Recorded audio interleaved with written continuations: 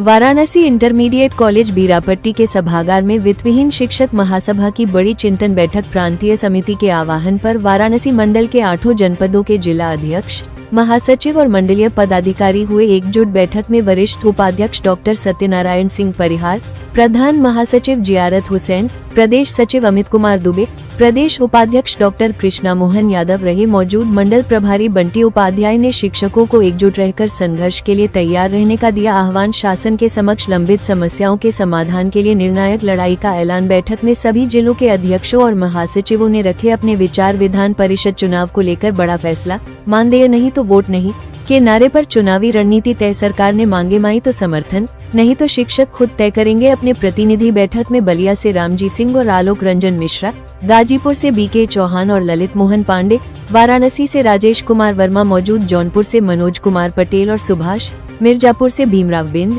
भदोही से अनिल और अमर बहादुर यादव, सोनभद्र से मस्तकीन अहमद, चंदौली से संतोष कुमार गुप्ता और डॉक्टर आनंद प्रकाश मिश्रा की गरिमामयी उपस्थिति।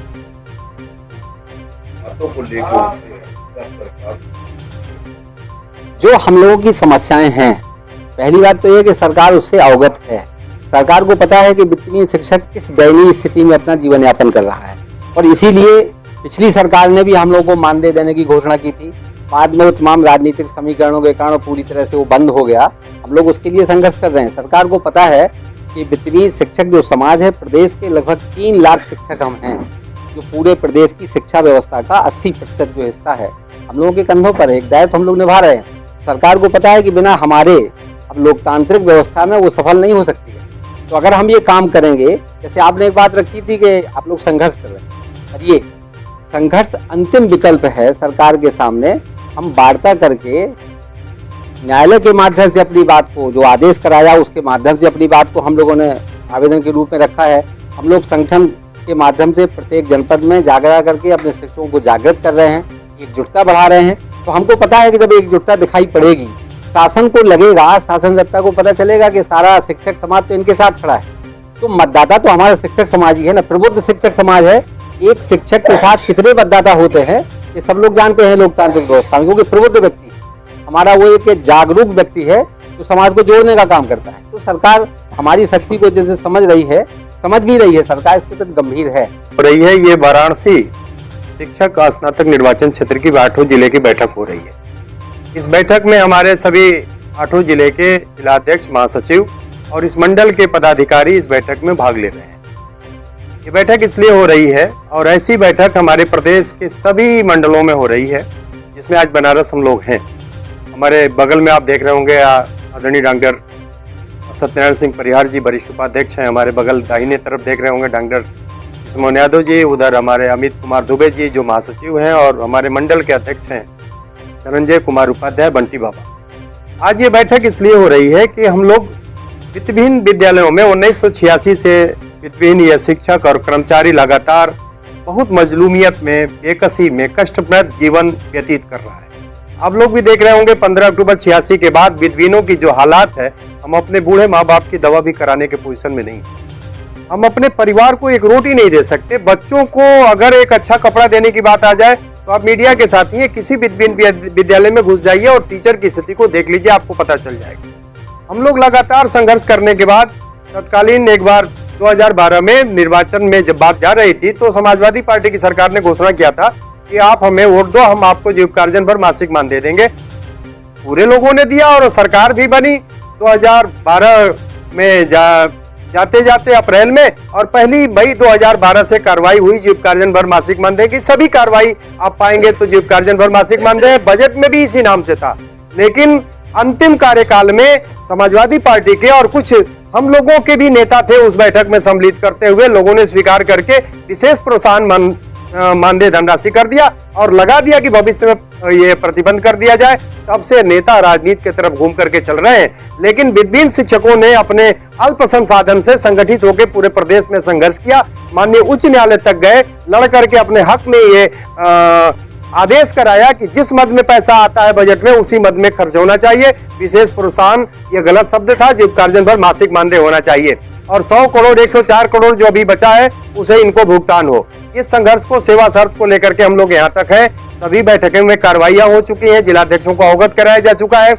इस बार हम लोग आज बैठक मूल रूप से एक अपना उद्देश्य लेकर के कर रहे हैं कि अभी आप देख रहे होंगे बनारस 8 जिले की बात कर लिया जाए, इस निर्वाचन क्षेत्र में 32,883 शिक्षक मतदाता बना है।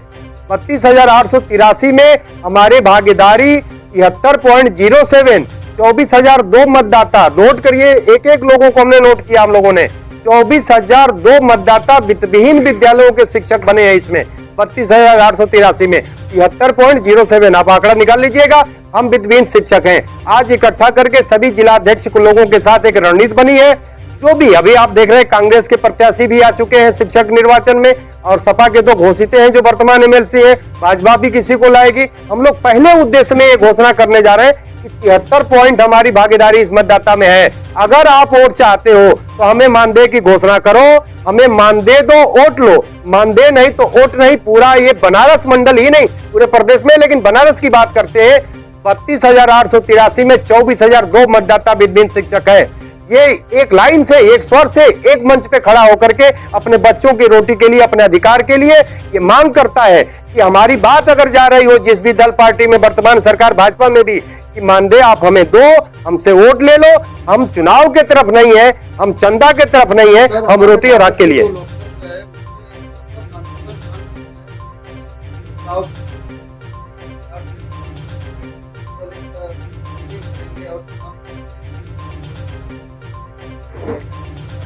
सर, हालात जब बदलता है, समस्याएं नई आती हैं और समाधान हम पुराना करता जाए तो हालात है। आप देख रहे होंगे, कोई भी सरकार रही हो पीछे लोकतंत्र को मानती थी।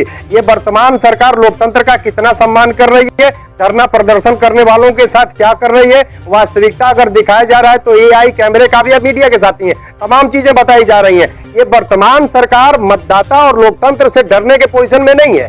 हम लोगों ने देखा है, तदर्थों की भी आप धरना प्रदर्शन से देख लीजिए, शिक्षा मित्रों की स्थिति देख लीजिए, 69,000 शिक्षकों की स्थिति देख लीजिए, तमाम तरह से जो धरना प्रदर्शन के तरफ लोकतंत्र की आवाज उठाए, ये सरकार निश्चित तौर से उस हालातों पे नहीं है। ये रणनीति अपनी बदल चुकी है। तो हम शिक्षक हैं, हम समाज का नेतृत्व करते हैं, समाज को नई दिशा दिखाते हैं। हम लोग समझ चुके हैं ये डंडा उठा करके, धरना प्रदर्शन करके, तमाम चीजों से आग्रह करके अब यह सरकार इस पोजीशन से झुकने वाली नहीं है। इसको झुकाया जा सकता है तो लोकतंत्र में अपने मत के अधिकार से, इस मत के अधिकार से, डंडा से, धरना प्रदर्शन से नहीं झुक सकती। शिक्षा मित्रों ने, 69,000 लोगों ने, तमाम लोगों ने करके देखा है। अब हम लोग एक दावा करते हैं कि मत चाहिए, क्योंकि ये ईवीएम नहीं है कि आप कुछ भी कर लेंगे। बैलेट पेपर पर नंबरिंग मत पड़ेगा। 24,200 मतदाता वित्तविहीन शिक्षक ये बनारस में है, ऐसे 11 सीटों पे हो रही है। 73 पॉइंट भागीदारी है।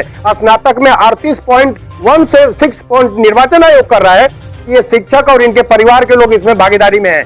तो इतनी भागीदारी है तो अब वोट से हम चोट करने जा रहे हैं। हम डंडा से, धरना प्रदर्शन, आप रणनीति बदल चुके हैं। तो वित्तविहीन शिक्षक अगुआ होता है, चाणक्य होता है, रणनीति के आगे भविष्य को जानता है। इसलिए हम लोग भी अपने रणनीति को बदल करके मतों के आधार पर दबाना चाहते हैं इस सरकार को। अगर सरकार चाहती है मत लेना तो हमसे ले ले, हमें मानदेय दे दे। नहीं चाहती है तो फिर दूसरे दल से जो होगा सोचा जाएगा। हम अब लाठी डंडा वाली है सरकार और नेतृत्व करता। कई उदाहरण मैंने आपको बताया, इसमें सरकार दब नहीं रही है, तो हमने भी अपनी रणनीति बदल दी।